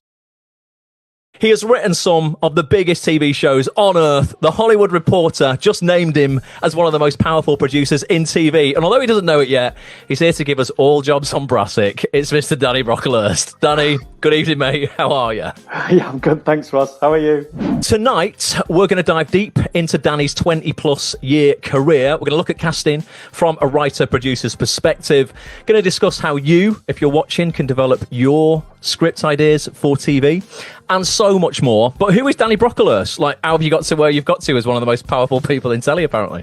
A guy from a very ordinary working class background who never sort of had really any other skills other than being able to make shit up. Nice. Who had to put all my eggs in one basket, and thankfully it worked out. We can't have you on without looking at Brassic. Need to borrow a nurse and a body rag. This is a normal thing. Early casting for Season 7 has already begun as 6 is playing out. Sonia Allen, casting director again. What do you look for at an audition or in a self-tape? Particularly on a show like Brassic, what I realised I was looking for was authenticity. You do see people sometimes, and they just seem like they're doing it for a different show, playing it really massive or too sitcom. If you had to go back to being a brand new writer, Danny, what first 3 steps would you take to get commissioned? Is it just keep doing the same things and maybe eventually one thing will come up that will be right for me? I like your look. I think you'd look good in Brassic. So it's not like it's never going to happen, Josh. There's your in. Say hi, Sonia. Last night, Danny said I look like I should be in Brassic. What are you going to do about it? It doesn't happen overnight. Nothing happens overnight, does it? People who build walls don't get good at it the first time they build a wall. You've got to start and try stuff and express yourself.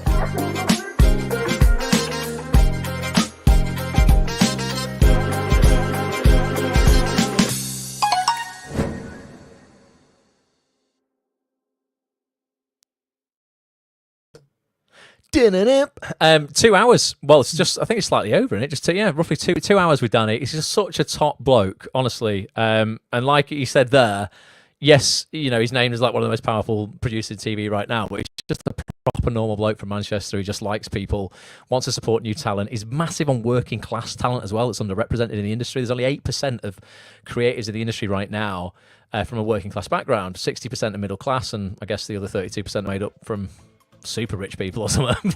but yeah, he's just a top bloke. Honest to God, it's such a good session. Obviously, it's slightly time sensitive in terms of if you're interested in auditioning for Brassic season 7, it's not going to be casting forever. So if you want that information to be relevant, you should probably go and watch that this weekend. Or if you're not a member, sign up pretty soon in order to get the most out of that so that it's relevant. But if you think you suit Brassic like a glove and you are of that world, and you watch it and you're a fan and you understand the characters and the dynamic between them, you never know. You could, get in touch with casting, watch that session, sort of like how to smash your self-tape, smash your audition, and fingers crossed. I was in Brassic season 1, got cut out of it. He owes me a role. He's given me roles since, but he owes me a role definitely in Brassic for that, 100%. Nick Dutton over on Instagram has said, Sonia told me that she had 3 emails before mine the next morning. I'm not surprised. I almost was going to tweet her saying, sorry for the deluge you're probably going to get today. But yeah, that's what happens. It always happens, but this is it.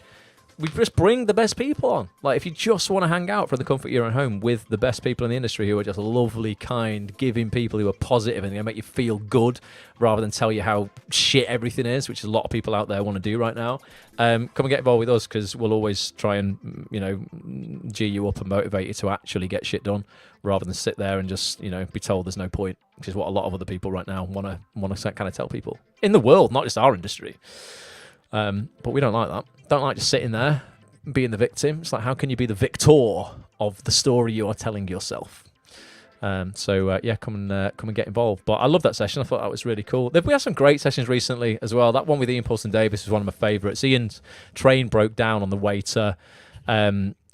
home for him. He'd been to a meeting trying to get funding for one of his films, and his train broke down. He had to get off his train with 3 minutes before we were going to go live, find a hotel. And he did the whole broadcast with us from the hotel. He wasn't staying there, from the hotel's corridors where he could get a Wi-Fi signal. People were asking him for photographs in the corridor. Like, oh my God, I've seen you on the telly. Can I get a selfie? While he was doing the session. But he was just brilliant, wasn't he? He was so open and honest. I've not uploaded it. I've not got it. I can probably upload it. Actually, we can play that out at the end. Yeah. I can upload it in the meantime, but I've not got it to hand. I can play that now, though. I can start uploading it now to the software so we can play it out. Got any more questions? No more questions at the moment. So if anyone's doing anything tonight for Halloween, let me know what you're dressing up as. What films you're watching or TV that you're watching that's Halloweeny, or if you're going to a Halloween party, or even if you're just a big kid and going trick or treating. Are you going trick or treating, Petch? Have you got stuff in? Have you got stuff in for the kids though? Because you're that type. See, I haven't, because I live in a block of flats. They'd have to break in through 3 secure doors. They'd never get here, so I'm safe. So I've not bought any sweets, but I can imagine you get well involved in it. What treats have you got? Just a lot of vegan sweets, man. Just a lot of vegan sweets. I'd have bought Pokemon cards, trick or treat Pokemon cards for the kids, because they love them. Do they? and I'm a big fan. They call them because they call packs of cards booster packs, but at Halloween they call them booster packs. It's not. It's a No. real thing. I'm not making it up. I know it's cheesy, but yeah, that's what they do. Do you That's what I would remember buy. back in the day when we were kids, like trick or treat actually meant something? We had to do a trick or get Yeah. a treat. Yeah, if and they had said the option. trick, we'd have to do a trick. Yeah. Yeah. Nowadays, it's just trick or treat and they hand out the buckets for sweets. Where I'd make them work. Go look, come on. I want like at least carol singing or something. Give me a song trick. Or a magic trick, or I think we used to. Do you remember what were they called? You had these little things when we were kids. They're probably not allowed nowadays, but they were like little. I can only describe them as small bombs, and they had like gunpowder in them, and you threw them on the floor, and they went. Pow! Yeah. I don't know what they were made of, but gunpowder, I'm guessing, but I don't know what the actual, what they were called or whatever. But yeah, we just get like a big bag of them. And then if they were asking us for like a trick, we just pretend we had like magic powers and we're like, whoo, poof, threw them on the floor to scare them. So yeah, that's what we used to do. And then they'd go, right, here's a Mars bar. And I didn't want a Mars bar. I wanted £1. forget your Mars bar. Can I get a change, please? Yeah, I'm not bothered about that. Yeah, can I have some money, please? So yeah. Over on Instagram, I said, I'm watching Industry at the moment. It's not a horror, but the drug taking is pretty scary. Oh, you sounded a bit underwater there, Petch. What was it? What did you say? Drug taking? The drug taking in the program Industry is pretty scary. Oh, it's about our industry, though, isn't it? It's probably rife. That's what it is, isn't it? Everybody just running away from their lives thinking they're some Hollywood thing.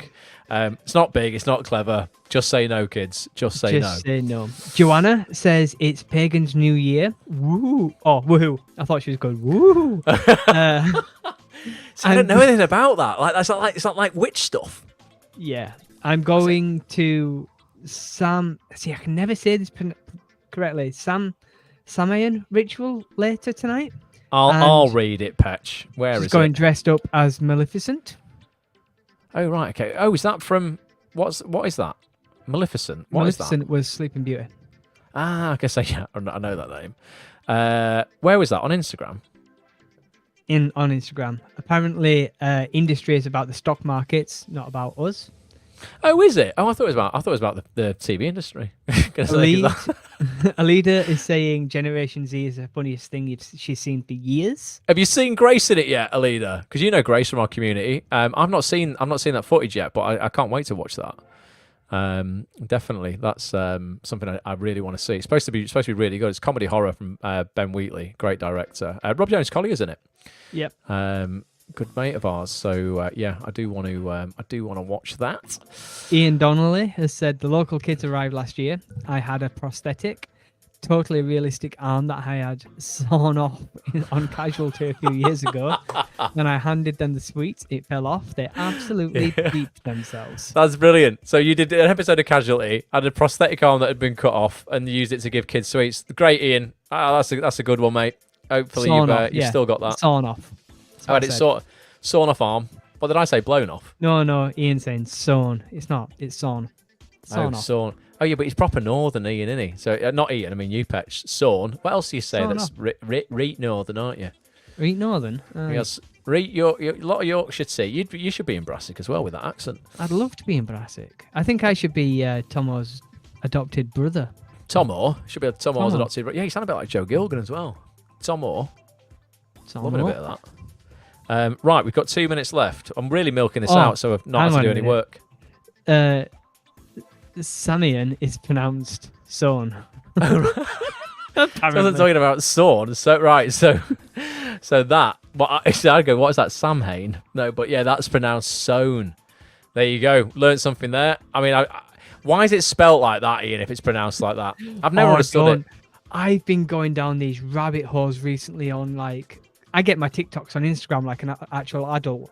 And it's people teaching English to like themselves. Oh, I've seen it where they're talking about how if this is said like this must be said like this, but it's not. It's a completely different word. I've seen that. It's funny, isn't it? Because English must be a really hard language to learn because we're so messed up in terms of like we use the same word to mean so many different things. It's crazy, but yeah, that's pronounced Sown. Nick Dutton has said now pronounce Boatswain or Botswan. Bosun. It's Bosun. Yeah, it's Boatswain. No, Bosun. That's how you James pronounce Daniel. that. It's a Shakespearean thing, isn't it? Pox of your throat, bosun. It's in The Tempest. I thought one of bosun was Shakespeare's. Boson. No, bosun is boatswain. That's how but it's pronounced bosun. James, I'll read this one because I've not read anything, Petch. But I always read. You never stop talking, so I get the reading at Okay, least. all right, you read it. Go on. About to watch Monsters on Netflix. Can't do horrors. Question: how do you go about writing an email for representation after already being turned down for representation in the past by that agency? Boom. What you do is, I've done this loads of times, mate. I've never signed with an agent, James, first time, dude. It's always been second time. Every agent I've signed with has always been second time. So I've had a very polite rejection on approach number one. I have left it a decent amount of time, those James. It's been like I've gone away and I've probably spent 6-7 months before I've approached again. And what I've done is I've gone, I need to make a compelling approach that second time. So I need to prove that I've gone away, I've worked on myself, I've worked on my craft. I, have shot new material, for example, maybe I've got new headshots taken. And I've reapproached saying, listen, I dropped you a message representation 7 months ago. You're super kind, in your reply, but there was no space on the books right now. Wanted to reapproach you. Since we last spoken, I have done X, Y, and Z. I mean, what's really good is if you are, in the meantime, cultivating opportunity yourself, James. You don't need to book jobs, but if you can go back and say, I've recently just been seen by Kelly Valentine Hendry for The Bay, Bridget, and whatever she was casting at the time. I had a general with Peter Hunt at Hollyoaks recently that went really well. And I just feel with, the right agent, I can capitalize on these opportunities more. Once again, I've been seeing your clients in such and such a thing. I feel, I offer something slightly different to the other people, on your list. I've seen your list on your website or whatever. So I wanted to just send you through this new info and, the latest cut of my reel. If there's any spaces opened up, would love to chat. So it's making it compelling that second time. We've had so many agents on. I remember Reese saying this at Icon Petch. He said, prove to me why it was basically, I should have said yes like the first time. He goes, a no is never a no forever. Like, prove to me why I was wrong initially. And you can do that by not just sitting there and waiting 7 months to approach again with the same material and the same email. It's got to be different. It's got to be more compelling. It's got to show that ultimately you'd be a great business partner, James. If you've been away hustling, saying, hey, listen, on my own, I've not had rep. No one rep me last time, but on my own, I've got this new reel. I really understand my casting type. I know which casting directors I need to get in front of. I've been writing to them. I've got this self-tape on my own.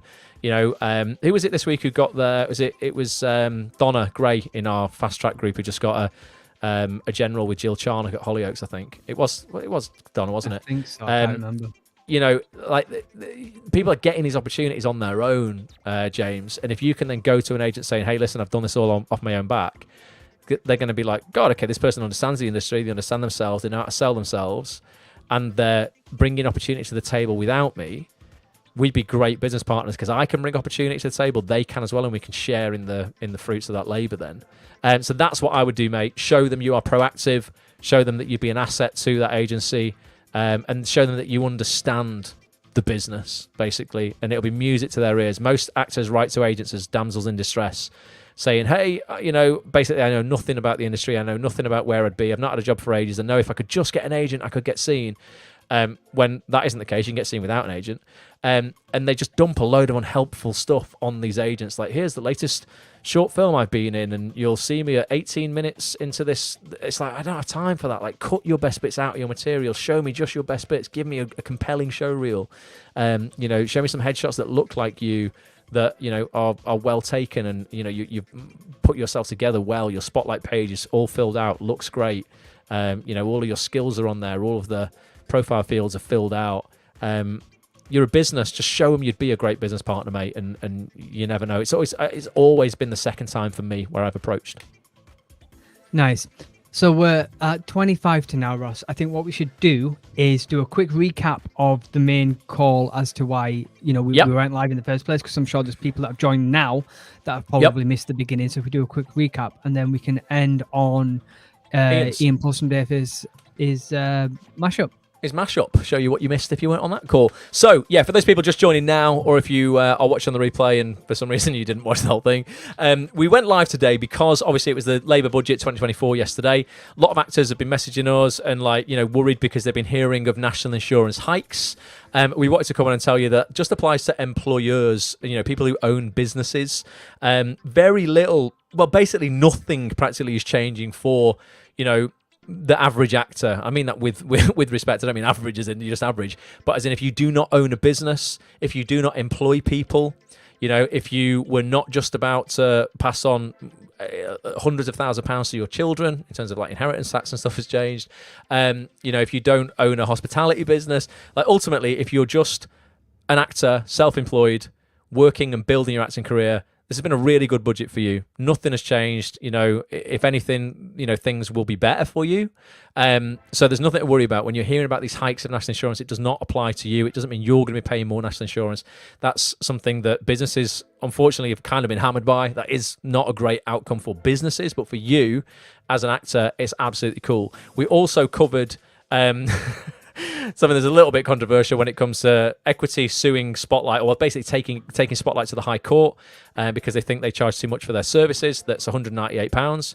And ironically, Equity quietly released price hikes of nearly 19% this week for their fees that will be £198. So if you are the lowest earning actors in the industry, earning less than £40,000 a year, your fees will be going up £30 a year.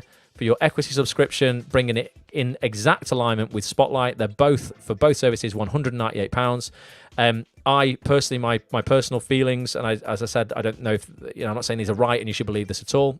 Everybody has their own opinion and it's completely fine, and I am happy for people to argue with me and put an argument across that could even change my mind. I'm very much open to that. But I don't think they should be going to court. I think it's a waste of our subscription money on both sides, because these have been partners for nearly 100 years. I think there could be a more amicable solution to this. I think there's a bit of hypocrisy there. If you're charging the same amount and saying, well, you're too expensive, well, you're charging the same amount. I know it's different services, but they're both very, very useful services for actors. I just think that they should quit that, because whoever wins, I'm sure, will be claiming the expenses of the court case from the other party. And really, it doesn't matter if Equity win and Spotlight pay them, or Spotlight win and Equity pay them. We're going to be paying for it either way. Our subscription fees are going to be paying for that court case, and it's going to be a very long, drawn-out process and be very expensive, and I don't think people have thought it through as much as they should have done. It's good headlines, it's good publicity, it makes actors feel Spotlight are acting on their behalf. Actors get very emotional about spending things, and, I just think it's a smoke and mirrors. It's a dud argument. The money's coming out of your pocket regardless, and I just hope that they will reconcile this, outside of court, and it doesn't end up costing us all hundreds of thousands of pounds in subscription fees. So that's why we went live initially. Then we did some Q&A. Then we talked about Halloween, and we've hung out because we didn't want to do any work, Katie, even though we work for ourselves. Just before we go, Katie has asked, will agents look at an actor who isn't already on Spotlight? Katie, we ask every single agent on. Let me show you, Katie, the 9 questions we ask every single agent that comes and acts on this, and it'll be music to your ears, because the answer of every single agent I've ever asked that question to is yep. Basically, I've forgotten the name already. Amy. Katie. God, I've not even had a Bailey's. Katie. Yeah, every single agent is just bothered about you being good. If you're fantastic and you send an absolutely incredible show reel to an agent, and you can prove in your email to them that you understand them as an agency, why you'd be a good fit for them, why they should meet with you, you're a brilliant actress, they're not going to go, oh, you're absolutely brilliant. We know that we could put you on Spotlight the same day, because if you sign with an agent who's actually registered to Spotlight, they can put you on Spotlight. Okay, you don't have to worry about jumping through any hoops.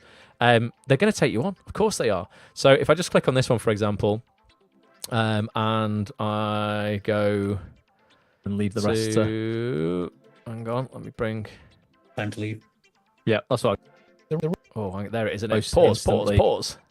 Can you read that? It'll be pretty small. But these are the most common questions. So we ask every agent that comes on loads of stuff personal to them, but then we ask them these 9 questions because the answers are very subtly different for each agent. And if you want to apply to each agency, you really need to know what they want to hear from you. It's not a one size fits all. So we ask, when emailing an agent, what should I put in the subject line? What are the 3 most important things to include in my email? If I see someone like me already on your list, should I still apply? If I don't have a show reel, can I send you a recent self-tape or an audition? If I'm looking to change agents, should I mention why I'm leaving? What questions should I ask an agent if I get a meeting with them? How can I work with my agent if I'm not getting auditions? When do I know it's time to leave my agent? And what if I'm not on Spotlight? And you will find 20 different agents in the agents category, probably more. Well, we've had great agents on this year. Dare, Paul Harper from Keddy Scott. Voiceover agents as well. I've got a great voiceover agent. I brought them on. I earn a lot of money out of voiceover as well as acting. So that sounded a bit arrogant, didn't it? I don't mean like that. I mean a lot of them, my proportions of earnings come from voiceover. It's a lucrative business, voiceover. Guy Howe from WGM, Alex Priestley from Alex Priestley Talent. We had Nikki Winterson from Wintersons, Hamilton Adele, Lizzie Fieldhouse, Nicola Bolton, McLean Williams, Attius. Who else have we got on here? Bloomfields Welsh, Cam, Independent, United, Felix de Wolf, Janet Hampson. Natalie Payne is coming back on in the new year. It's quite an old feature, that one. But Natalie will be back with us in 2025. So yeah, ultimately, you'll get answers to that question about Spotlight in nearly all of those sessions there, along with those other questions. It just basically is a blueprint for you, Katie, when you're approaching these agents. You can't get it wrong if you watch these sessions and just basically act on the advice in, and that's why it's called Act On This. Boom. Boom. Right. Well, there you go. Says, I'm hanging out with you guys too, as I don't want to do any work either. And well, the thing is, Alida, right? I mean, this is my business, so I'm only kidding myself. I'm skiving from my own duties here, so I'm gonna have to go. Petch finishes at 5, but I'll be here till about 11:30 tonight. So I better go and do something. But thank you everybody for being here. Please subscribe on YouTube. Hit the subscribe button. Hit the notification bell. Turn them on to all. So every time we go live, you'll be notified. We go live roughly 3 or 4 p.m. on weekdays, a couple of times a week, randomly, depending on what we're doing. So keep an eye out for that. Please share this stuff. If you've had value from this, share it with other people. That would mean the world as well. And please do put in the comments of what you think about the budget. Yeah. And what are your thoughts on equity versus Spotlight and equity hiking their prices up as well? Yeah, because they've gone. We were gravely concerned about the price hike, but we're not gravely concerned about putting our prices up to the exact same price. It's just funny, isn't it? Do let us know. Let us know your thoughts on that. Get a month's membership to Act On This. Kick the tires on it. See how you feel about it. Come and join us for the next 4 sessions. We've got some of the biggest names in the game. You'll be joining people like Dermot Goggins, top TV director this week. Next week, innit? Week after that, we've got Seth Mason, top casting director. We've got what have we got after that? Spotlight, is it? Mel Brown. Yeah, Mel Brown from Spotlight, Senior Success Manager at Spotlight. Then we've got Kelly Valentine Hendry, casting director for Bridgerton, Chaos on Netflix, Disney Plus's new Rivals with David Tennant that's blowing up. Big shows. So you can join all of those, plus our networking event this coming Saturday, plus 140 sessions in the archive, plus 24/7 support in our community hub. You get the access to our Android app, iPhone app, just everything basically. Once you come in, you'll never leave. You'll just be like, why they not joined this years ago? We need like a Pringles slogan, don't we? Once you pop, you don't stop. We need something like that. So Nick or Ian can probably come up with that. You're quite creative, fellas. Come up with something like that. What's our slogan for like? I always say, "Come for the content, stay for the community." Yeah, I mean, that's true. People do. They see the content we produce and they go, I'm going to join for that. And then they do stay for the community because the community is so strong and they want to be a part of like just a motivated group of actors and not feel lonely and alone like so many people do in this industry. If your mates are all doing, regular jobs, sometimes it can be lonely as hell out there. So yeah, if you want people to speak to every single week and hang out with and actually get support, come and get involved. So thank you. We'll go and do some stuff. We'll be live another time next week at some point. Don't know when. Just keep an eye out. And we'll finish with another mashup of one of our recent features with BAFTA-nominated actor, writer, and director Mr. Ian Paulston Davis. This was one of my favourite sessions, probably ever, to be honest, because of the crazy nature of where Ian was tuning in from. It wasn't at home like they normally would. This was in a hotel. He was scrambling around for internet connection. People were asking him for selfies. Thriller. I was so on edge. I was loving it. You were nervous, weren't you? But I was like, this is great. You didn't know what was going to happen next. Edit it the next day. I knew what was coming. I just thought, honestly, I thought it was absolutely wicked. I'm going to turn the music off and we're going to play this. But yeah, I think Here's you might one have from Nick. Kick the tires for something that inspires. Yeah. Kick the tires on something that inspires. It's good, Nick. We just need it a bit shorter. Keep thinking. Something a little bit shorter. Once you pop, you can't stop. It's like, what's short? Yeah. Kick the tires. Get inspired. I don't know. It's a good one though. That's not bad at all. Keep thinking though. We'll give a prize out for that at some point. Right, Petch, I've got to take us off, mate, and then we're gonna play this out. Let's take the graphics off. This is bye from Petch. Bye. I'll just pop us down there, Bizzle. And I'm gonna say bye from me. Oh no, in fact, well no, we'll both say bye for now. Petch, can't do it on my own, can I? Love to everybody. This is the catchphrase. Have an amazing rest of your week. Please reach out to us if we can help you with anything. Drop us a message on X at Act On This TV. You can always email me, ross@actonthis.tv, lee@actonthis.tv. Don't care if you remember or not. Ask for help, we will give it. And we'll catch up with everybody next time. Until then, Petch, you know what time it is. In 3, 2, 1. Bye for now. Nice. Now I can take us off the screen. Right, I'm going to put this video on. I'm going to pop Petch down here. I'm going to get myself down here. And here is Ian Paulston Davis. His recent acting credits include BBC smash hit The Responder, ITV's D.I. Ray, and The Bay. And his film Bowling Shoes has just been nominated for a BAFTA. It's actor, writer, and director Ian Paulston Davis. Ian, it is so good to have you here. How are you? After that introduction, no pressure. Tonight, we're going to dive deep into your incredible career, Ian. We want all of your acting and auditioning secrets to help everyone here book more TV work moving forwards. I want to go deep on the mindset required for success in this industry. We're going to look at your recent BAFTA nomination for Bowling Shoes and so much more. Who is Ian Paulston Davis? He's a farmer's son from North Wales who was meant to follow his family tradition in farming. What do you think, honestly, is the secret to landing such consistent work for you? I always decide to work harder than anyone else, because without that determination, that discipline, that dedication, you may well lose that fight. So I can't tell you how important it is to prepare more than you believe anyone else is going to prepare for you. Get a selfie. No, Ian, you take your time, mate. I want to look at turning adversity into advantage in your battle with OCD, mate, and the film Dirty Filthy Love. Have you ever had a day where everything you say comes out wrong? Okay, I've made some mistakes, but I think I deserve another chance. If you're out there and you do have something, share it. Share it as soon as you can, because no one is going to point fingers at you or treat you any less. Just want to look at audition prep. Anthony Hopkins says he probably recites his lines 1,000 times. Well, I can give him a run for his money. How do you meet actors that you might end up working with? Any director worth his weight, will be always having that antennae for any talent. Yeah, you might be a genius out there. Yeah, you might be a lucky but 9 times out of 10, you're going to be the workaround. It's still a success story. They're all success stories, but more often than not, the only way you'll get the success you want is being the workaround.